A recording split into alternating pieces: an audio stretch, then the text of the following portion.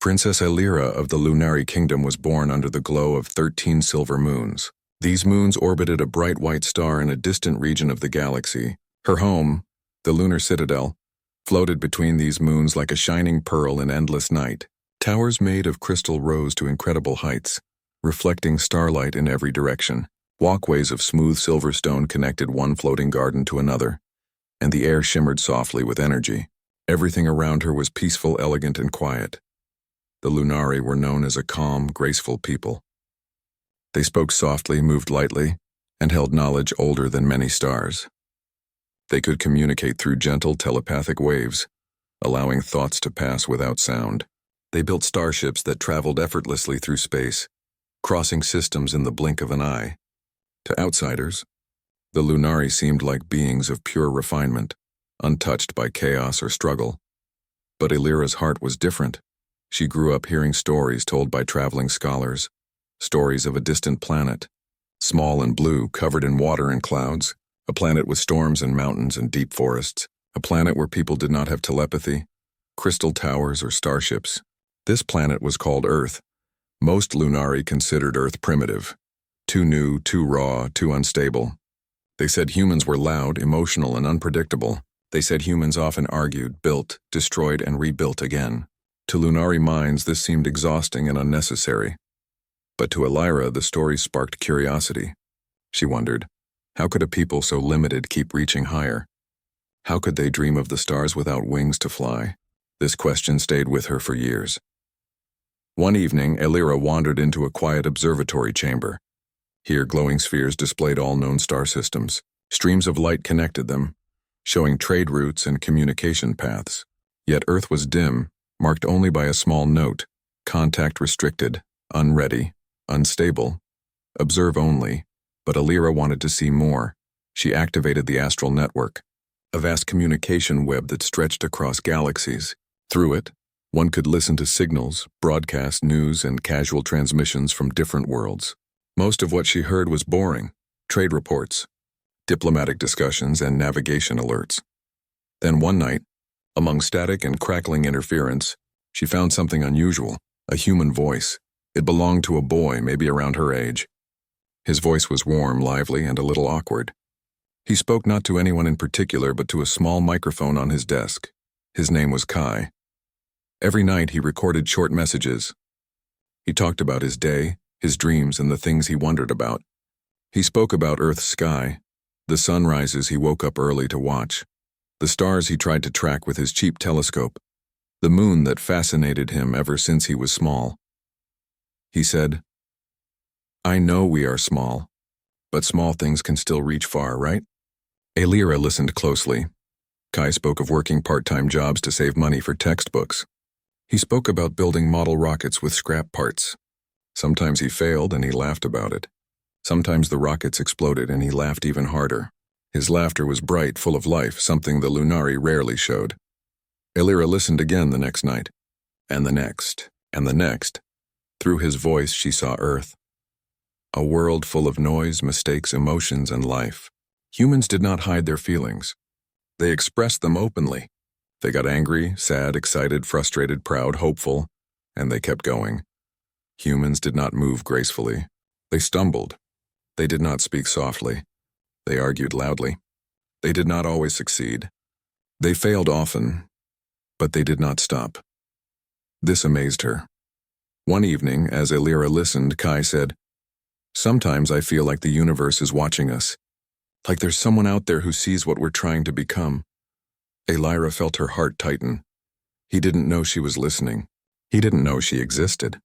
Yet somehow she felt he was speaking to her. After many nights, she gathered her courage and sent a small signal back. It was simple, just a tone, the kind used by explorers to say, "I hear you." Kai paused in surprise. "Hello? Is someone there?" She hesitated. She knew Lunari law: no royal shall communicate with Earth. But her curiosity and her heart were stronger. She spoke softly. "I hear you."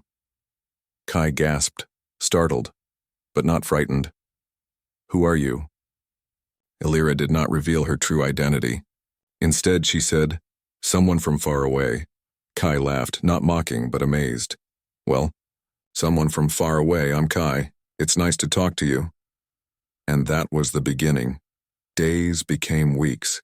Weeks became months. Every night they spoke. Kai told her about Earth's oceans, storms, festivals, and music.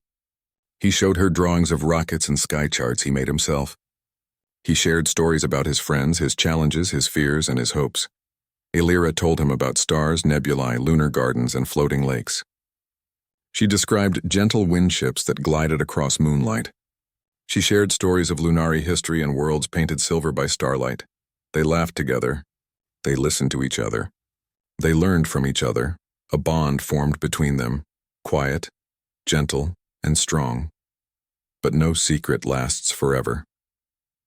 One morning in the lunar citadel, the Queen's advisors gathered in the Hall of Echoes. They had detected something unusual, a communication link between the princess and a restricted world. The council was alarmed. They believed that Earth was a danger, not because of its weapons, but because of its potential. Humans were still growing, still struggling, still evolving. If given knowledge too soon, they could rise too fast. They could become a force that even the Lunari could not predict or control. So the council declared, the link must be severed immediately. The princess must be forbidden access. Illyra heard of the council's decision that same day. She felt her chest tighten painfully, as if the air itself was pressing against her. The idea of losing Kai, of never hearing his voice again, felt unbearable. She tried to speak to her mother, Queen Seraphine, hoping to change her mind. But the queen was calm and firm. "My daughter," the queen said gently, "humans are not ready. Their hearts burn too brightly. A fire that spreads too fast can destroy everything." Illyra understood the words, but she did not accept them. That night, she activated the communication link one last time. Kai's voice came through, soft and warm as always. "Illyra, you sound different. Is something wrong?" Her hands trembled. Her voice wavered. "They want me to stop speaking with you. They think Earth is dangerous. They think you are dangerous." Kai was quiet for a long moment. Then he spoke, calmly but with strength. "We're not dangerous because we want to destroy. We're dangerous because we want to reach." Illyra felt tears in her eyes, something rare for Lunari. She whispered, "I don't want this to end," Kai replied. "Then we won't let it." Illyra made her decision. She would not obey. She would not step aside. She would not let fear decide her future. Because for the first time in her life, something felt real. Something felt human, and she wanted to follow it no matter where it led. The lunar citadel, usually calm and full of quiet light, changed after the discovery of Illyra's conversations. The air felt tighter. The halls felt watched. Guards moved more carefully, and whispers traveled through the crystal corridors like wind. Illyra continued to meet Kai in secret. But every time she opened the communication link, a deep worry pressed on her heart. She knew someone else might be listening now. She knew the council was preparing something. Yet she could not bring herself to cut their conversations short. Kai noticed the change first. "Mood seems heavy there," he said one night. "Your voice feels like you're holding something back." Illyra hesitated. She didn't want to bring her fears into their small shared world. But Kai always listened, always cared, always asked with honesty. So she told him, "The council fears Earth. They believe your people might grow too fast. They think contact will change you in ways we cannot predict." Kai didn't look angry. He didn't shout or argue. He only looked thoughtful. "Well," he said, "maybe they're right." Illyra blinked. "You agree?" Kai nodded slowly. "Humans are unpredictable. Sometimes we build good things.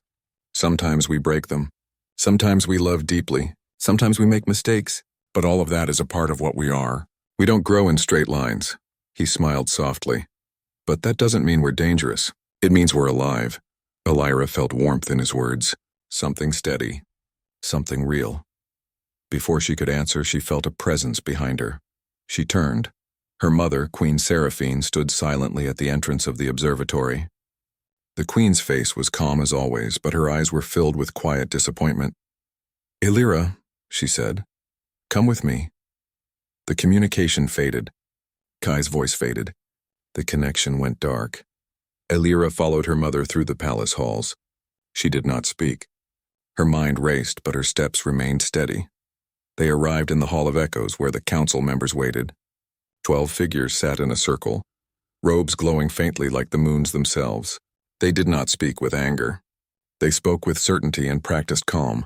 Elder Solarin, the eldest among them, addressed her first. Princess Illyra, daughter of Seraphine, heir to the 13 moons, your actions have crossed a line. His voice was quiet, but every word struck sharp. You have formed a bond with an Earthborn. Illyra kept her head raised. I have spoken with a human. Spoken, not harmed. I have learned. I have listened. Solarin's expression did not change. That is enough. Earth is a seat of unpredictability, a world that can rise to greatness or fall to ruin. We cannot take that risk. Illyra's voice trembled, but she didn't look away. Humans are not dangerous because they destroy. They are dangerous because they grow, because they hope. That is exactly why we fear them, another counselor replied. The Queen finally spoke, her voice gentle but firm. You share a connection with this boy, a bond. But it is a bond that threatens the balance of our kingdom. Love, curiosity, these things are powerful. They can reshape nations. They can start wars. Illyra's heart tightened. This is not war, she whispered. This is understanding. But the decision had already been made. The council ordered, the princess shall be grounded. Her access to the astral network is revoked. All communication with Earth is forbidden. Illyra felt the world inside her tilt, like a moon falling from its orbit. That night, guards were stationed at every hallway that led to the observatory and the communication chambers. Illyra's access codes were erased from the network. The starships in the docking spires were sealed. To the Lunari, the matter was finished. But to Illyra, it was the beginning. She did not cry. She did not plead. She waited. And when the palace lights dimmed into night mode and the guards relaxed in their quiet routines, she acted. She wrapped herself in a simple travel cloak, nothing that marked her as royalty, and slipped through a forgotten maintenance corridor that only engineers used. She moved quickly and silently, her moon-silver hair hidden beneath the hood. She reached the docking spire. A small Voyager ship rested there, built for short-distance travel between the moons. It was not powerful, but it could cross the first stretch of space. She entered the ship and activated it manually. The systems were locked with palace authority codes, but Illyra had grown up in these halls. She knew the override patterns, the emergency bypass channels, the way to coax machinery with gentle telepathic signals. The ship's engines awakened, the metal doors parted, and Illyra launched into the stars. Meanwhile, on Earth, Kai sat on the roof of his home staring at the sky. His telescope was pointed upward, as always, but his heart felt heavy. For the first time since their conversations began, Illyra had not spoken to him. He didn't know why. He didn't know what happened, but he waited anyway, because he believed in her. Then the sky changed. A streak of silver light crossed the darkness, fast, bright, and unmistakably artificial. It was not a plane, not a satellite, not anything human. Kai stood up slowly. Breath caught in his chest. The light descended, slowed, landed. A ship shaped like a silver crescent settled gently in the clearing outside his town. The hatch opened, and Illyra stepped out. Kai stared. Illyra stepped closer, for a moment. Neither spoke. Then Kai smiled softly. You came. Illyra's voice was quiet but certain. I had to. Their reunion was peaceful, simple, human. They sat beside a small lake, where the moon reflected on the water.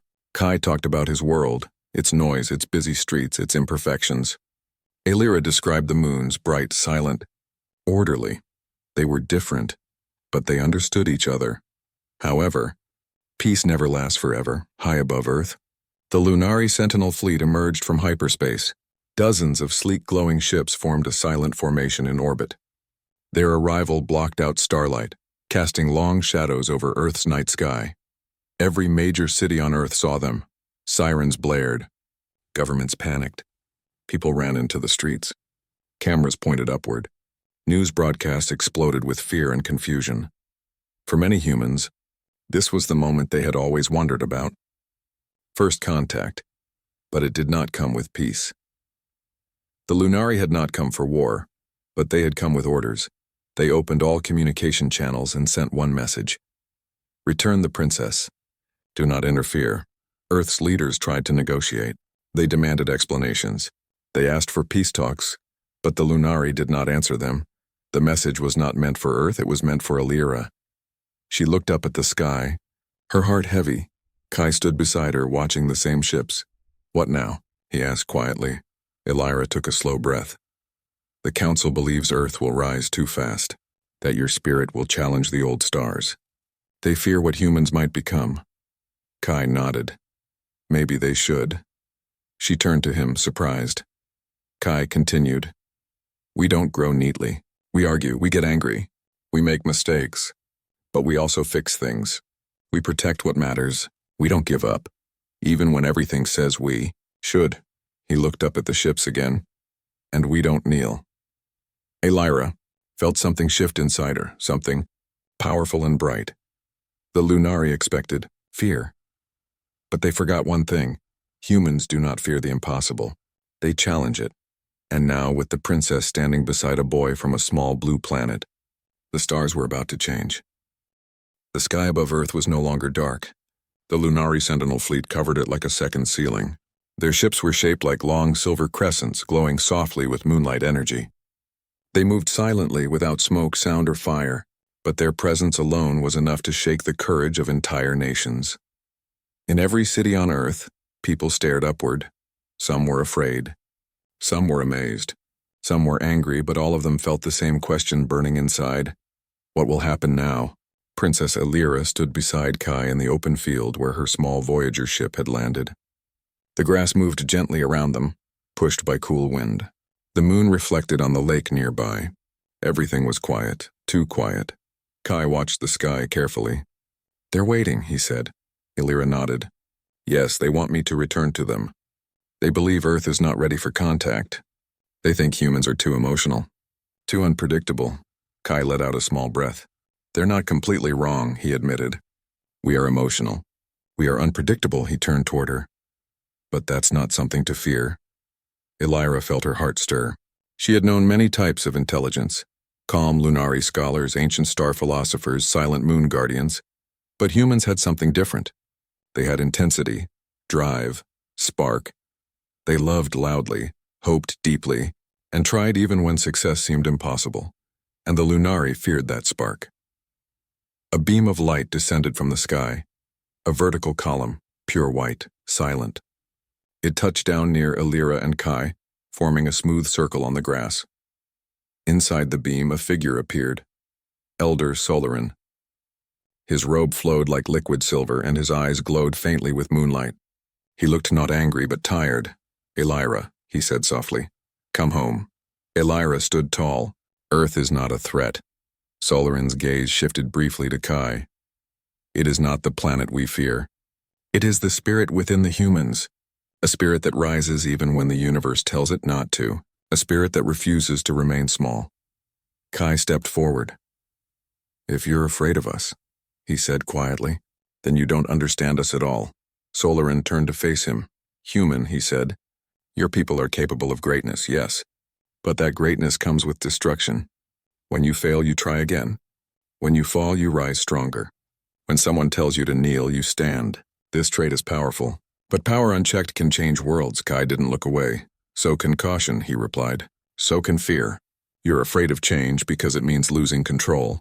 But humans don't want to control anyone. We just want to grow." Alira's heart warmed with pride. Solarin hesitated.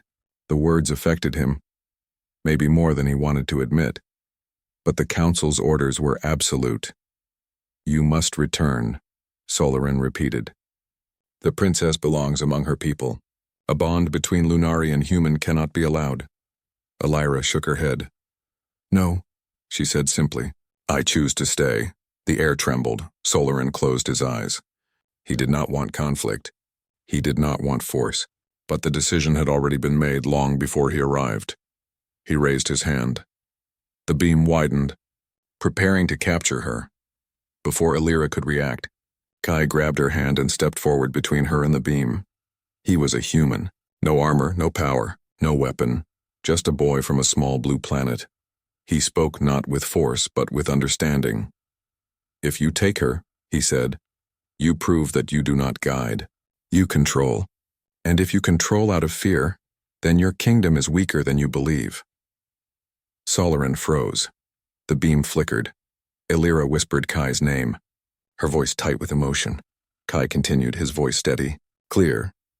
You think humans are dangerous because we do not give up, but maybe that is the exact strength the galaxy needs. Solarin looked up at the sky. The other Lunari watched through the fleet's network. The Council watched. The Queen watched. And the people of Earth watched. Through every screen and device transmitting the scene, Illyra stepped beside Kai, her hand still in his. She spoke loudly, her voice carrying with sudden strength. Listen to me, people of the Lunari. Humans do not want to conquer you. They want to learn. They want to explore. They want to share. If we fear those who dream, then we will never grow ourselves. For the first time, Illyra's voice was not soft or gentle. It was powerful. She was no longer just a princess. She was a leader. The Queen, watching from the Hall of Echoes, closed her eyes. She saw truth in her daughter's words. She saw conviction, compassion, clarity. She saw maturity. She opened a communication channel. Her voice echoed across the fleet, across the sky, across Earth. Enough, Solarin lowered his hand. Illyra exhaled shakily. Kai's grip tightened reassuringly. The Queen's voice was calm, yet changed. My daughter, you have shown that Earth is not just a world of noise and chaos. It is a world of heart, and the heart is stronger than fear. The Lunari Council murmured in disagreement, but the Queen continued. We cannot hide behind caution forever. The galaxy evolves, and we must evolve with it. The princess has chosen, and I will not take her choice away. The final words rang like a bell across the skies. Earth shall no longer be shrouded. Today we open the stars to humanity.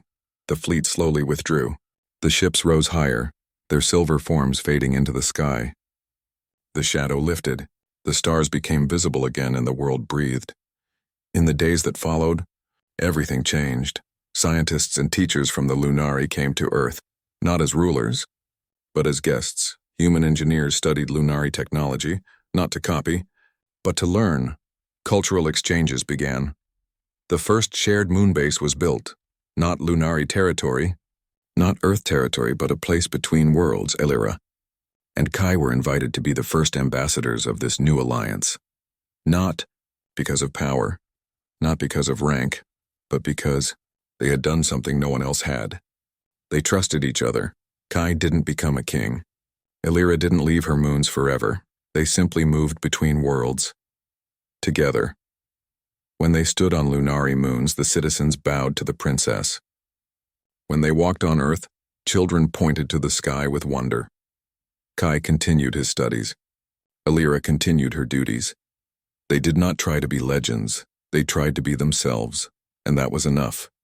Years later, when people told the story of the day the Lunari fleet covered the sky, they didn't talk about armies, technology, or fear. They talked about a boy who spoke with honesty, a girl who listened with courage, and the day the stars opened, because in the end the galaxy did not change because of war, conquest, or power. It changed because two hearts understood each other. And understanding is the strongest force in the universe.